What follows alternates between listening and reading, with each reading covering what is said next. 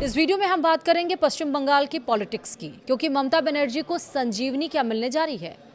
क्या जो पूरी गणित थी वो बिगड़ रहा है। एनसीपीआई में बगावत के बाद क्या ताहिर रहमान और पठान पैदल या होंगे, या टीएमसी के सभी बागी 20 जो सांसद हैं उनकी सांसदी रद्द हो जाएगी। नमस्कार, आप देख रहे हैं न्यूज़ 18। मैं हूं आपके साथ श्रुति श्रीवास्तव। ममता बनर्जी की पार्टी टीएमसी से 20 सांसदों के बगावत का मामला उलझ गया है। 20 सांसदों ने nationalist citizen party of India यानी कि एनसीपीआई ज्वाइन किया था।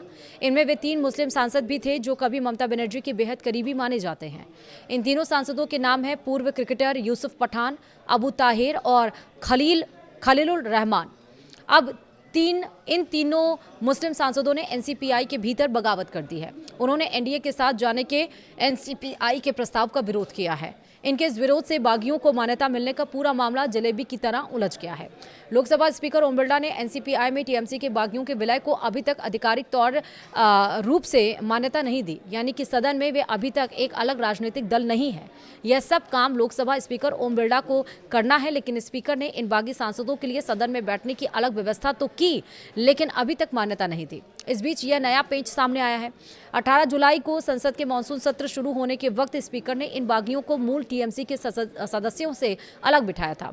गुरुवार की तारीख तक स्पीकर ने टीएमसी के बागियों की एनसीपीआई में विलय को मंजूरी नहीं दी है। दूसरी तरफ बीते दिनों अगर हम बात करें तो स्पीकर ने शिवसेना में उद्धव गुट के 6 सांसदों के विलय को मंजूरी दे दी थी।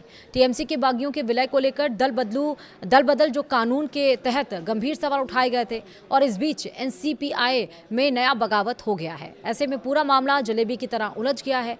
कानूनी और संवैधानिक विशेषज्ञ दल बदल कानून के 10वें शेड्यूल के तहत 2/3 सांसदों के टूटने को सदन में मान्यता देने की कानूनी वैधता की जांच कर रहे हैं। दरअसल ममता बनर्जी गुट ने बागी सांसदों के एनसीपीआई में विलय की कोशिश के खिलाफ कानूनी जंग छिड़ दी है। उसने स्पीकर ओम बिरला को पत्र लिखा है कि उनकी पार्टी अब भी एक और अटूट है। पार्टी का दावा है कि कोई गुट सदन में खुद के लिए अलग पहचान का दावा नहीं कर सकता, और इस कारण स्पीकर अभी तक इन बागियों की स्थिति को लेकर कोई कानूनी फैसला नहीं ले पाए हैं। मौजूदा स्थिति में टीएमसी के इन बागियों को कानूनी और संवैधानिक तौर पर एनसीपीआई का सदस्य नहीं माना गया।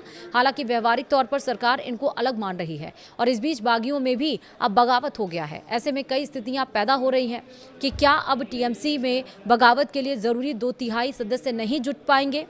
टीएमसी के पास कुल 28 सांसद थे। लोकसभा में बगावत के लिए कम से कम 20 सांसदों की जरूरत थी। बागियों ने ये संख्या बल तो जुटा लिया, लेकिन अब इनमें से 3 मुस्लिम सांसदों अबू ताहिर खान, खलीलुर रहमान और यूसुफ पठान ने एनसीपीआई पार्टी के एनडीए का हिस्सा बनने से इनकार कर दिया।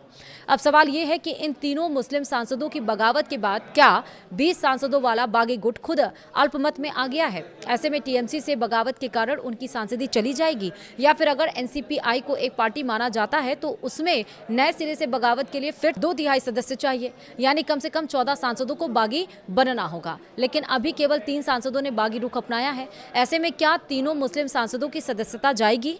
इन दोनों स्थितियों में ममता बनर्जी के हाथ में लड्डू है। अगर सभी 20 सांसद बागी करार दिए जाते हैं तो उनकी सीटों पर फिर से चुनाव होंगे और ममता दमखम के साथ मैदान में उतरेंगी। अगर 3 मुस्लिम सांसदों को बागी करार दिया जाता है तो भी वहां उपचुनाव होंगे और ममता दमखम के साथ चुनाव लड़ेंगी। ये तीनों मुस्लिम बहुल सीटें हैं और वहां भाजपा को बड़ी चुनौती मिलेगी। यानी पूरा खेल अब पूरी तरह से उलझ गया है, बुरी तरह से उलझ गया है। इसलिए हम कह रहे हैं कि क्या एक बार फिर से ममता बनर्जी की जो किस्मत थी वो पलटने वाली है। आने वाला वक्त बताएगा। वीडियो में इतना ही। नमस्कार।